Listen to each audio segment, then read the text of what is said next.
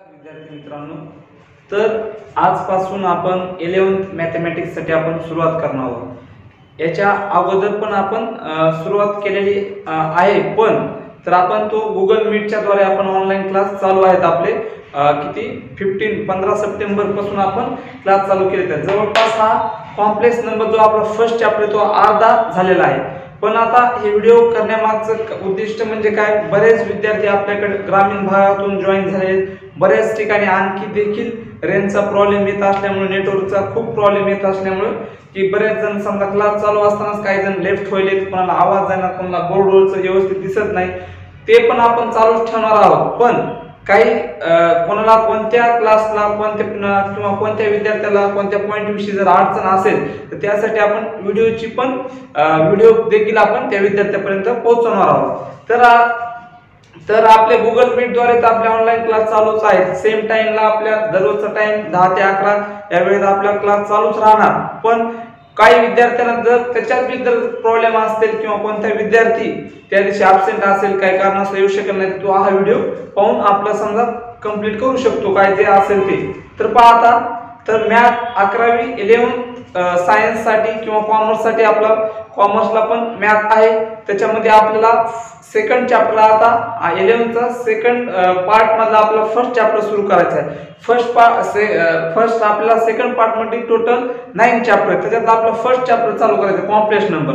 आता पहा, हा कॉम्प्लेक्स नंबर चॅप्टर तुम्हाला 11वी सायन्स साठी पण आहे आणि कॉमर्स साठी पण आहे। तर मग दोन्ही विद्यार्थ्यांसाठी हा चॅप्टर म्हणजे सिलेबसला आहे आणि खूप महत्त्वाचा टॉपिक आहे। फक्त कॉमर्स मध्ये थोडं ह्याच्यापेक्षा थोडं कमी प्रॉब्लेम येतात, बेसिक पूर्ण तेच आहे, सेम, बरोबर आहे। तर पहा, आता आपण कॉम्प्लेक्स नंबर या चॅप्टरला आजपासून शिकवण्यासाठी सुरुवात करू। तर कॉम्प्लेक्स नंबर पहा, आता चॅप्टर मध्ये नंबर, मॅथ म्हणलं की नंबरचा खेळ आला। आता नंबर तुम्ही आतापर्यंत शिकला असता, natural number, whole number, even number, prime number, odd number, integer number, rational number, irrational number, हे पूर्ण आणि हे सर्व मिळून आपण रिअल नंबर तयार करतो। आता पण इथे नवीन काय, कॉम्प्लेक्स नंबर शिकायचं आपल्याला।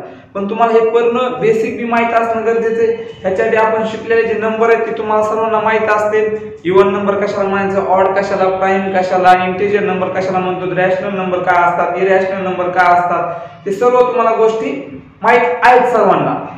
तर आता आपल्याला पुढचा पॉइंट शिकायचा कॉम्प्लेक्स नंबर। पहा, हे पूर्ण चॅप्टर 10वीच्या बेसवर आहे, फक्त थोडं ऍड आहे। आता इथं कॉम्प्लेक्स नंबर मध्ये काय नवीन शिकायचं ते आपण पाहू। ह्याच्यात सुरुवातीला पॉइंट देत complex number, algebraic of complex number, पुन्हा जॉमेट्रिक रिप्रेझेंटेशन, पुन्हा क्वाड्रॅटिक इक्वेशन, जसं आपण शिकलो 10वीला चॅप्टर होता तसंच त्या टाइप मध्ये ह्याच्यात काही प्रॉब्लेम आहे। पुन्हा आणखी पोलार फॉर्म, हे बरेच ह्याच्यात आपल्याला शिकायचं। तुम्हाला एक स्टेप बाय स्टेप तुम्हाला मी सांगायला सुरुवात करतो। ह्याच्यामध्ये जे काय आधी आपण एक्सरसाइज आधी जे बेसिक दिले ते आपण घेऊ, कारण जर डायरेक्ट जर एक्सरसाइज सुरुवात केली तर तुमच्या पुन्हा लक्षात येणार नाही की हे म्हणजे बेसिक काय आहे। तर ह्याच्या बेसिक जर पूर्ण आपण घेतलं सुरुवातीला, जे तुमच्या पुस्तकात एक्सरसाइज जे आधी दिलं असते ते खूप महत्त्वाचे पॉइंट असतात पहा, त्याकडे बरेच विद्यार्थी निग्लेक्ट करतात। पण ते निग्लेक्ट करणं म्हणजे तुमच्यासाठी ते धोका आहे, समजा पुढे तुम्हाला अडचण येऊ शकते।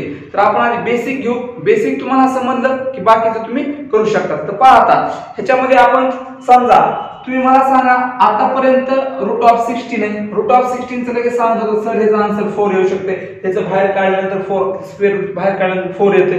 पण आता आपल्याला शिकायचंय रूट ऑफ -16। -16 तुम्ही आतापर्यंत शिकलात का 10वी पर्यंत? नाही, हे आपल्याला इथे शिकायचंय। किंवा आता रूट ऑफ -4 आहे, तर -4 चं कसं स्क्वेअर रूट काढायचं हे आपल्याला इथे शिकायचंय। तुम्ही जर लगेच आता रूट मध्ये 25 असेल तर तुम्ही लगेच म्हणतात सर आन्सर 5 येते।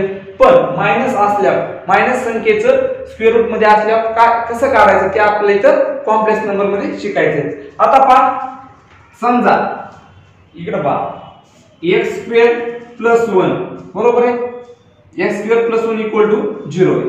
पहा, समजा आपण असं केलं x² = -1 होते, तर x काय येते रूट ऑफ -1। मग आता ह्याचं कसं स्क्वेअर रूट काढायचं ही आपलं हे तर लक्षात आलं।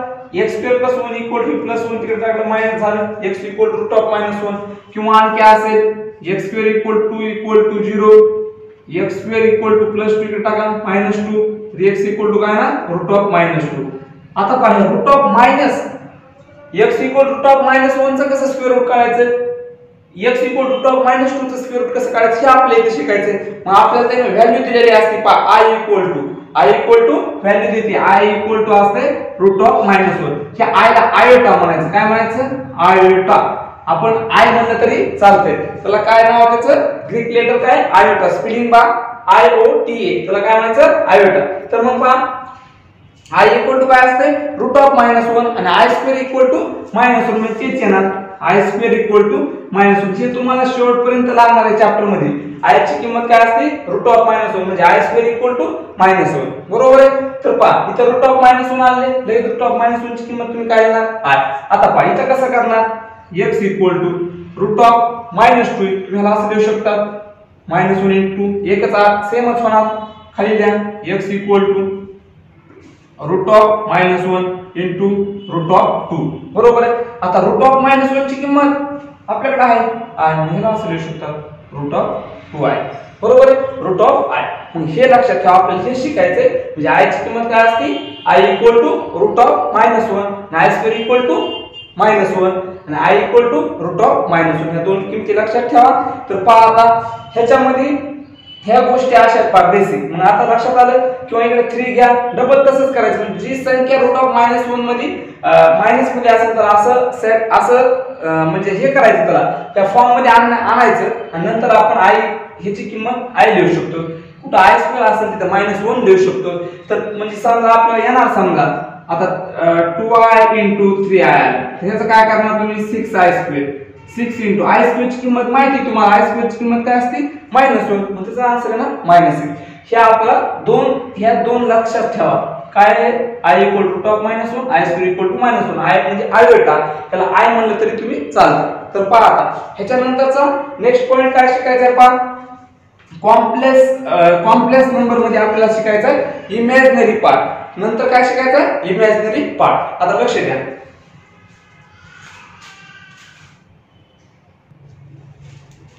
तर पहा आता ह्याच्यानंतर आपला नेक्स्ट पॉइंट काय?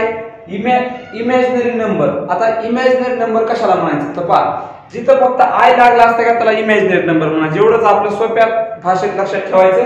तर पहा आता इमॅजिनरी नंबर म्हणजे काय? मी तर डेफिनेशन दिलेली आपल्या पुस्तकात जे आहे तसेच ॲज इट इज डेफिनेशन आहे. A number of the form bi where b belongs to r म्हणजे real number, b is not equal to 0.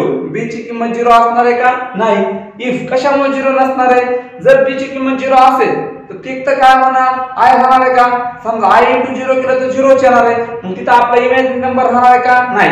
तर i equal to root of minus 1 is called as imaginary number. आता तुम्ही म्हणता sir नाही समजलं. काय लक्षात ठेवायचं? फक्त ज्याला i लागलेला असतो त्याला म्हणायचं इमॅजिनरी नंबर. तुम्हाला आता एक्झाम्पल सांगतो मी. तिथे मी एक्झाम्पल लिहितो. हे बघा समजा मी असले 2i 37 आहे हे झालं इमॅजिनरी नंबर किंवा 2/7i हे झाले इमॅजिनरी नंबर. आणखी पहा आता हा पहा रूट ऑफ मायनस 25 हा पण इमॅजिनरी नंबर आहे. कसं काय? तर बघा त्याला आपण असं लिहू शकतो रूट ऑफ मायनस 1 इंटू 25. बरोबर आहे. Root of minus 1 into root of 25. 25 चं बाहेर काढा 5 येते. रूट ऑफ मायनस 1 ची किंमत आपल्याकडे i आहे. मग पहा आता हा झाला इमॅजिनरी नंबर. मग इमॅजिनरी नंबर म्हणजे लक्षात आलं तर काय लक्षात ठेवायचं? A number of the form bi where b belongs to r b is not equal to 0 i equal to root of minus 1 is called as imaginary number. हे झाले एक्झाम्पल. तुमच्या पण पुस्तकात काय भरपूर एक्झाम्पल दिले. आता पहा ह्याच्यानंतर इमॅजिनरी नंबरच्या काय प्रॉपर्टीज हे शिकायचं आपल्याला. तुमच्या पुस्तकात आहे. पहिली प्रॉपर्टी अशी सांगते i * 0 0. तुम्हाला तर माहिती कोणत्या संख्येला जर 0 ने मल्टिप्लाय केला आन्सर 0 च येणार. सेकंड प्रॉपर्टी काय म्हणते पाहिजे मी लिहिली a belongs to r then root of minus a square. आता पहा इथं कसं केलं हे तुमच्या लक्षात आणतो. पहा मायनस 1 इंटू a स्क्वेअर लिहू शकतो मी ह्याला. हेच येणार. मायनस 1 ला काय लिहिता येते? i square. मग इथं i स्क्वेअर आलं. i स्क्वेअर आता पहा i स्क्वेअर ची किंमत काय असते? i square equal to root of minus 1 आहे ना तिथं. समजा सॉरी तिथं काय आहे? हा आहे बा. लक्ष द्या. आता मग आपण बाहेर काढू. आता i स्क्वेअर चं बाहेर काढलं i राहिलं. a स्क्वेअर चं बाहेर काढलं a. पण रूट काय असतं? प्लस वर मायनस. कारण तर प्लस चा स्क्वेअर प्लस असतो मायनस चा स्क्वेअर बी प्लस असतो. हे लक्षात ठेवा. फक्त इथं मायनस 1 ची किंमत i स्क्वेअर ठेवली आणि ही झाली ती प्रॉपर्टी. समजा आणखी थर्ड प्रॉपर्टी काय म्हणते? a, b belongs to r A equal to B, आपलं A I equal to B आहे, then A equal to B, दोन्ही आय कॅन्सल होऊन म्हणजे ए इक्वल टू बी राहणार. हे झालं आपलं इमॅजिनरी नंबर. पण आता काय शिकलो आपण कॉम्प्लेक्स नंबर मध्ये रूट ऑफ मायनस संख्येचं कसं स्क्वेअर रूट काढायचं. I equal root of -1 i square equal to -1 ह्या दोन किमती ठेवा. इमॅजिनरी नंबर लक्षात ठेवा. हे डेफिनेशन हे आपल्याला कोणी विचारणार नाही, फक्त एवढं लक्षात ठेवायचं इमॅजिनरी नंबर म्हणजे जिथे आय लागला असते त्याला इमॅजिनरी नंबर म्हणायचं. आता ह्याच्यानंतरचा आपल्याला नेक्स्ट पॉईंट शिकायचा आहे कॉम्प्लेक्स नंबर. पहा आता सर्वांनी व्यवस्थित लक्ष द्या. ह्याच्यानंतरचा नेक्स्ट पॉईंट कोणता शिकायचा आपल्याला कॉम्प्लेक्स नंबर. तर आता पहा तर पहा आता नंतर आपल्याला शिकायची कॉम्प्लेक्स नंबरची डेफिनेशन. आता पहा आपल्याला मॅथ मध्ये डेफिनेशन पाठ करायच्या नाहीत, आपल्याला डेफिनेशन समजून घ्यायच्या. आता कॉम्प्लेक्स नंबरची तुमच्या पुस्तकात डेफिनेशन दिली. काय म्हणते आपल्या definition, a number of the form a + ib. आपण जसं जनरल फॉर्म शिकलो पहा 10वी ला आपल्याकडे क्वाड्रॅटिक इक्वेशन चॅप्टर होता, त्याचा आपण जनरल फॉर्म लक्षात ठेवले होते ax² + bx + c ax² + bx + c = 0. तर त्या फॉर्म मध्ये इथंच आपला कॉम्प्लेक्स नंबरचा जनरल फॉर्म बी तसाच आहे. कसा a + ib एवढं लक्षात ठेवा. A number of the form a + ib where a, b belongs to R, I equal to root of -1 I square equal to -1 is called as complex number. Sir समजलं नाही तर काय लक्षात ठेवा, एवढं लक्षात ठेवा complex number it is denoted bye z. एक लक्षात ठेवा त्या कॉम्प्लेक्स नंबरला कशाने डिनोट करतो z. तर आपण एवढं लक्षात ठेवायचं z equal to a + ib. Definition नाही समजू द्या, एवढं इक्वेशन लक्षात ठेवा z equal to a + ib. आता पहा a ला काय म्हणायचं रियल पार्ट, a ला काय म्हणायचं रियल पार्ट, a ला म्हणायचं रियल पार्ट. हा झाला इमॅजिनरी पार्ट. हा कोणता झाला इमॅजिनरी पार्ट.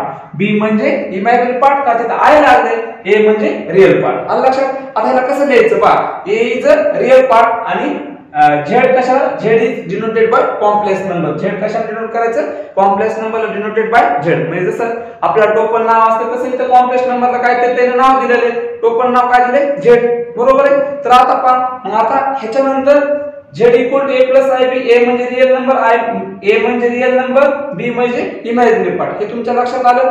आता पाहिला लिहायचं कसं पहा, रियल इज कॉल्ड हे काय झालं रियल पार्ट, हा झाला इमॅजिनरी पार्ट. आता ह्याला कसं म्हणायचं पहा, हा बघा और ह्याला एवढं तरी लक्षात ठेवायचं रियल पार्ट ऑफ कॉम्प्लेक्स. हे कॉम्प्लेक्स z म्हणजे काय कॉम्प्लेक्स नंबर. पहा तुमच्या पुस्तकात दिलंय बघा, z is denoted by real of z. z म्हणजे काय कॉम्प्लेक्स नंबर. म्हणजे एवढं लक्षात ठेवायचं की काय दिसलं r ऑफ z म्हणजे कॉम्प्लेक्स नंबरचा जो रियल पार्ट आहे, हे रियल पार्ट a हा इमॅजिनरी पार्ट. त्याला कसं शॉर्टकट मध्ये असं लिहू शकतात r ऑफ z. आणि जर इमॅजिनरी पार्ट कसं लिहायचं i इमॅजिनरी पार्ट असं लिहा किंवा फक्त आय लिहून जर तुम्ही असं लिहिलं तरी चालते. झेड म्हणजे कॉम्प्लेक्स नंबर, आय म्हणजे इमॅजिनरी, झेड म्हणजे कॉम्प्लेक्स, आर म्हणजे रियल पार्ट. एवढंच लक्षात ठेवा, बाकीच्या ह्याच्यात काय लक्षात ठेवायची गरज नाही. आणि हे वाक्य लक्षात ठेवा, the set of the complex number is denoted by C. Set of the complex number is denoted by C. आता ह्याच्यानंतर आपल्याला काही एक्झाम्पल दिले पुस्तकात, त्या फॉर्म मध्ये लिहायचे. आपला आता तुम्ही म्हणता सर हे काय सांगितलं आम्हाला काही समजलं नाही. तुम्हाला मी एकच सांगितलं, फक्त एक लक्षात ठेवा z equal to a + ib. a is a real part, I is a imaginary part. बरोबर आहे. z complex number it is denoted bye z. आता पहा ह्याच्यानंतर आपला त्या फॉर्म मध्ये समजा आता हे झालं आलं लक्षात.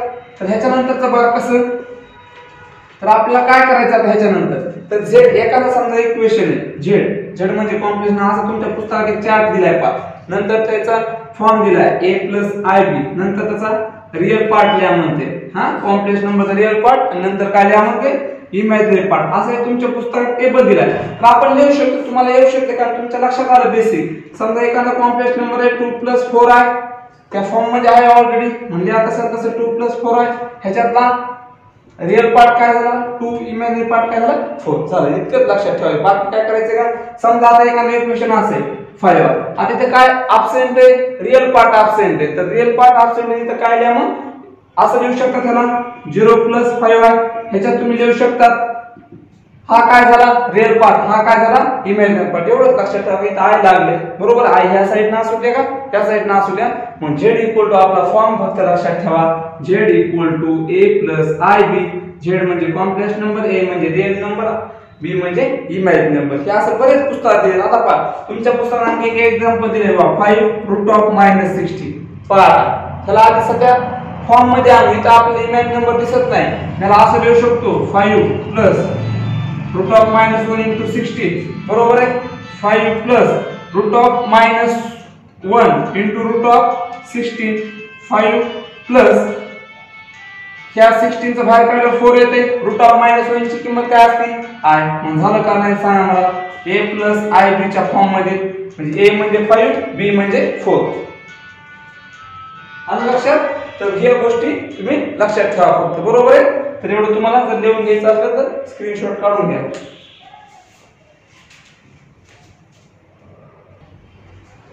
पहा आता आणखी समजा तुम्हाला जर एक्झाम्पल पाहायचे असेल तर पहा 7+√3. मला सांगा इथं सांगा इथं कोणता पार्ट अब्सेंट आहे. Imaginary part. हे रिअल पार्ट झाला ना बरोबर आहे. तर मग ह्याला काय करा 0 + i द्या. झालं. a = काय येणार 7+√3 आणि b = येणार 0. आज लक्षात काही जर विद्यार्थी तर फसू शकतात. तुम्हाला काय वाटणार 7 हा झाला रिअल पार्ट, हा 3 झाला इमॅजिनरी. पण तिथे i लागलेला आहे का नाही. मग ते होणार आहे का इमॅजिनरी पार्ट नाही. तर मग आपला फॉर्मच लक्षात ठेवा फक्त. हे तुमच्या पुस्तकात एक्झाम्पल भरपूर दिले. तर आता ह्याच्यानंतर आपण काय करू ह्याच्या प्रॉपर्ट्या शिकू. पहा प्रॉपर्ट्या काय ते मी तुम्हाला रीड करतो इथं. आणि तुमच्याकडे तुम्ही व्हिडिओ पाहत असताना पुस्तक जवळ ठेवा आणि तुमच्या आणखी लक्षात येईल. पहा फर्स्ट प्रॉपर्टी काय म्हणते किंवा नोट्स म्हणून इथे दिले पुस्तकात. A complex number whose real part is 0. पहा real part is 0 is called as म्हणजे इज कॉल्ड काय म्हणते purely imaginary number such the number of form z = 0 + ib. आता तुम्ही म्हणता सर नाही समजलं आम्हाला. काय लक्षात ठेवा 0 + ib प्रॉपर्टी पहिली प्रॉपर्टी असं म्हणते आपल्याला की रिअल पार्ट 0. एवढंच लक्षात ठेवा. मग रिअल पार्ट 0 आहे म्हणलं फक्त काय शिल्लक राहिला इमॅजिनरी पार्ट. तुम्हाला ते बाकीचं काही लक्षात ठेवायची गरज नाही. z = 0 + ib म्हणजे इथं कोणता पार्ट 0 आहे रिअल पार्ट 0 आहे इमॅजिनरी पार्ट आहे. आता दुसरी प्रॉपर्टी एकच सांगणार ह्याच्या उलट. तिथं काय म्हणणार इमॅजिनरी पार्ट 0 मग काय येणार z = सांगा मला. इथं काय येणार a + i 0 म्हणजे हा झाला. म्हणजे इथं कोणता पार्ट 0 आहे इमॅजिनरी पार्ट. एवढीच प्रॉपर्टी पहा. दुसरी तशीच दिली पुस्तकात. आणि a म्हणजे काय असतो रिअल नंबर. तिथं असं दिले a इज रिअल नंबर. तर बघा पहिली प्रॉपर्टी काय लक्षात ठेवायची इमॅजिनरी पार्ट 0 रिअल पार्ट 0 आहे. दुसऱ्यामध्ये काय 0 आहे इमॅजिनरी पार्ट 0. तिसरी प्रॉपर्टी काय म्हणते बघा आता बोथ आर 0 म्हणजे इमॅजिनरी पार्ट पण 0 आणि रिअल पार्ट पण 0 म्हणजे काय राहणार z = 0 + 0i. आलं लक्षात. म्हणजे हे इक्वेशन हे तीन प्रॉपर्टी. चौथी प्रॉपर्टी काय म्हणते the set R of real number is the subset of the set C of complex number. बरोबर आहे. म्हणजे काय म्हणताय आता तुम्ही सबसेट तर शिकलात. मग ती अशी प्रॉपर्टी म्हणते the set R of real number is subset of the set C of complex number. म्हणजे कॉम्प्लेक्स नंबरचा सबसेट काय रिअल नंबर. हे तर लक्षात. आता शेवटचं बघा काय म्हणते रिअल पार्ट आणि इमॅजिनरी पार्ट ची कधीच ऍडिशन होऊ शकत नाही अशी पाचवी प्रॉपर्टी सांगते. समजा z = 3 + 6 आहे तर काय विद्यार्थीचं 9 लिहितात. ह्या दोघांची ऍडिशन होणार आहे का नाही. आपण शिकलोत ना ह्याच्या आधी समजा आपल्याकडे जर असं असेल इथे x आहे आणि इथे समजा 2y ह्या दोघांची आपण कधी ऍडिशन करतो का नाही. मग इथं तसंच आहे. हा रिअल पार्ट आणि इमॅजिनरी पार्ट कधीच एकत्र होऊ शकत नाही. मग इथं ते नॉट इक्वल टू करतात. ह्या अशा 5 प्रॉपर्ट्या सांगितल्या बरोबर आहे. तर बघा काय काय शिकवलं ते लक्षात ठेवा. कॉम्प्लेक्स नंबर चॅप्टर चालू केल्यापासून आपण काय शिकलो i ची किंमत i = काय असते √-1 i² = -1. त्याच्यानंतर आपण इमॅजिनरी नंबर शिकलो. नंतर कॉम्प्लेक्स नंबरची डेफिनेशन शिकलो. नंतर कॉम्प्लेक्स नंबरच्या प्रॉपर्ट्या शिकलो बरोबर आहे. तर आता ह्याच्यानंतर आपल्याला शिकायचंय algebra of complex number. Algebra complex number म्हणजे आता पहा equality of two complex number. आता नवीन पॉइंट काय equality of two complex number. आता तुम्ही शब्द ऐकला असेल इक्वालिटी म्हणजे काय कंपेअर करायची तुलना करायची. तुम्ही आता पण शिकला असताना समजा एखाद्या इक्वेशन सोबत एखादं इक्वेशन कंपेअर करायचं किंवा आपण नंबरची तुलना शिकलो असतो 6 7 ह्याच्यात मोठी संख्या कोणती लहान संख्या कोणती हे शिकत आहात। तसंच आपल्या इथं इक्वालिटी करायची पण इथं आता काय तर नंबर आहेत पण कोणते नंबर आहेत कॉम्प्लेक्स नंबर मग काय म्हणते equality of two complex number. तर बघा आता इक्वालिटी कशी करायची समजा दोन कॉम्प्लेक्स नंबर म्हणले मग मी एक घेतो z1 equal to a plus ib z2 equal to येतो c प्लस id। बघा टू कॉम्प्लेक्स नंबर घेतले इथे z1 z2 z म्हणजे काय कॉम्प्लेक्स नंबर a म्हणजे रियल नंबर b म्हणजे इमॅजिनरी पार्ट ह्या दोघांना आपल्याला काय करायचं आता कंपेअर करायचं। तर पहा आता कसं येणार समजा त्याने दिली पुस्तकात two complex number z1 equal to a plus ib z2 equal to c plus id पुढील डेफिनेशन त्याने दिली आणि ह्या दोघांचं आपल्याला कंपेअर करायचं। जर ह्या दोघांना जर आपण कंपेअर केलं तर बघा काय येणार a plus ib equal to c plus id म्हणजे रियल पार्ट जवळ घ्या आणि इमॅजिनरी पार्ट जवळ घ्या ह्यालाच इक्वालिटी म्हणायचं। If a equal to c आणि दुसरं काय येणार b इक्वल टू d। आता हे का असं लिहिलं तुम्हाला लक्षात येत असेल ह्याच्यात अवघड काय रियल पार्ट जवळ घेतले इमॅजिनरी पार्ट जवळ घेतले। चला तुम्हाला एखादं एक्झाम्पल सांगतो समजा इथे एक्झाम्पल दिले x प्लस काय म्हणते iy इक्वल टू पुढे काय म्हणते 4 प्लस 3i। आता मला सांग कंपेअर करावं x ची किंमत काय येणार देन म्हणते पुढे x इक्वल टू कंपेअर करा हा रियल पार्ट म्हणजे x इक्वल टू येणार 4 आणि y इक्वल टू येणार 3। आलं लक्षात मग मला सांगायचं काय अवघड या पॉइंट मध्ये मग लक्षात आलं equality of two complex number कसं लक्षात ठेवायचं बरोबर आहे म्हणजे रियल पार्ट जवळ घ्या इमॅजिनरी पार्ट जवळ घ्या। हे झालं। आता ह्याच्यानंतर आपला पॉइंट शिकायचा आहे कॉन्जुगेट ऑफ कॉम्प्लेक्स नंबर। हे तो खूप सोपा पॉइंट आहे ह्याच्यात काय अडचण असेल तुमच्या पुस्तकात डेफिनेशन सर्व दिली तुम्ही ते लिहून घेऊ शकता। आताचा नंतरचा पॉइंट बघा कॉन्जुगेट ऑफ कॉम्प्लेक्स नंबर। बघा आपण कॉम्प्लेक्स नंबरला z न डिनोट करतो का नाही तर कॉन्जुगेटला z बार न करायचं। मग आता कॉन्जुगेटची डेफिनेशन तुमच्या पुस्तकात दिली conjugate of complex number z equal to थांबा z इक्वल टू काय म्हणते a प्लस ib पा z equal to a plus ib। तर ह्याचा कॉन्जुगेट करायचा आहे म्हणजे फक्त इमॅजिनरी नंबरचं साइन चेंज करायचं। मग पुढे ते ना असं म्हणले डिफाइंड ॲज हे पा z आहे ना ह्याचा कॉन्जुगेट करा म्हणजे z चा z bar a plus a minus ib हे झालं आपलं कॉन्जुगेट आपलं मराठीत लक्षात ठेवा। बाकीचा मॅथ मध्ये तुम्हाला असं पूर्णच म्हणजे काय एवढं लक्षात ठेवायचं कन्सेप्ट फक्त ते कसं करायचं हे जर समजलं तुम्ही किती पण प्रॉब्लेम करू शकता। z equal to a plus ib हा कॉम्प्लेक्स नंबरचा आपला स्टँडर्ड फॉर्म म्हणा जनरल फॉर्म म्हणा आहे। z आहे कॉम्प्लेक्स नंबर त्याचं काय करा z बार म्हणजे काय केलं आपण कॉन्जुगेट म्हणजे इथं इमॅजिनरी पार्टला काय प्लस आहे तिथं काय केलं मायनस त्यालाच म्हणायचं कॉन्जुगेट आणि conjugate it is denoted bye z बार एवढं लक्षात ठेवा। आलं लक्षात बघा आता तुम्ही म्हणता नाही समजलं मी एक एक्झाम्पल सांगतो z बार किंवा z equal to 3 plus 4i ह्याचा कॉन्जुगेट करा z bar equal to 3 minus 4i झालं कॉन्जुगेट। काय ह्याच्यात अवघड आहे समजा तुम्हाला जर आता एखादी संख्या दिली संख्याचं कॉन्जुगेट करा म्हणलं आता समजा 5i दिलं बरोबर ह्याचा कॉन्जुगेट करा ह्याला आधी फॉर्म मध्ये लिहा 0 प्लस 5i ह्याचं कॉन्जुगेट काय करणार 0 मायनस 5i म्हणजे इथं पहा इथं काय नाही म्हणजे प्लस असतो प्लसचं मायनस झालं। त्या गोष्टी लक्षात ठेवा तुमच्या पुस्तकात दिलेत पाय एक्झाम्पल ते तुम्ही पाहू शकता सोडू शकता। आलं लक्षात किंवा आणखी पहा हे एक एक्झाम्पल सांगतो 7 मायनस 2 आता ह्याचं कसं करायचं काय विद्यार्थीचा आन्सर असं लिहिलं चुकून का नाही तुम्ही कशाचं साइन बदललंय रियल पार्ट बदलायचं का नाही कॉम्प्लेक्स म्हणजे इमॅजिनरी पार्टचं बदलायचं मग तुम्ही ह्याला असं लिहू शकतात का -2 + 7 आहे एकच होईल दोन्ही पण। आता पहा काय आहे ह्याचं -2 - 7 हे झालं कॉन्जुगेट। आलं लक्षात फक्त एक लक्षात ठेवायचं इमॅजिनरी पार्टचं साइन चेंज करायचं बरोबर आहे। आता ह्याच्यानंतर खालीच्या काय प्रॉपर्टी दिल्या आता z bar raise to bar म्हणजे काय ना z equal to z bar then z is purely real number z equal to -z bar is a purely imaginary number. हे प्रॉपर्टी आपण नंतर तर प्रॉब्लेम एक्सरसाइज सुधारण्यासाठी तुम्हाला आणखी डिटेल मध्ये सांगतो मी बरोबर आहे। तर पहा हे तुम्हाला काय अडचण असेल तर बघा तर हे पूर्ण आतापर्यंत आपण काय काय शिकलो ते पूर्ण तुम्ही रीड करा व्यवस्थित तुम्ही व्हिडिओ पाहत असताना पुस्तक जवळ ठेवा आणि तुम्हाला काय अडचण असेल तर तुम्ही तिथं खाली कमेंट बॉक्स मध्ये टाकू शकतात मेसेज करून की हे सांगा डबल, किंवा काय काय अडचण असेल ते सुद्धा सांगू शकतात. बरोबर आहे. पहा ह्याच्यानंतर आपल्याला पूर्ण म्हणजे बेसिक साठी आणखी एक व्हिडिओ करावा लागणार आहे, कारण बेसिक झाल्यानंतर तुम्हाला एक्सरसाइज सोडवता येते. आता ह्याच्यानंतर आपण नेक्स्ट लेक्चर मध्ये आपल्याला प्रॉपर्टी शिकायच्या, ऍडिशन, सबट्रॅक्शन, मल्टिप्लाय आणि डिव्हिजन. मॅथ मध्ये ह्या चारपेक्षा दुसरं काही नसणारच आहे. म्हणजे ऍडिशन कशी करायची तुम्हाला, आता जर साधे जर 2 नंबर सांगितले त्याची ऍडिशन करू शकत, पण आता इथे कशी करायची ऍडिशन आपल्याला कॉम्प्लेक्स नंबरची.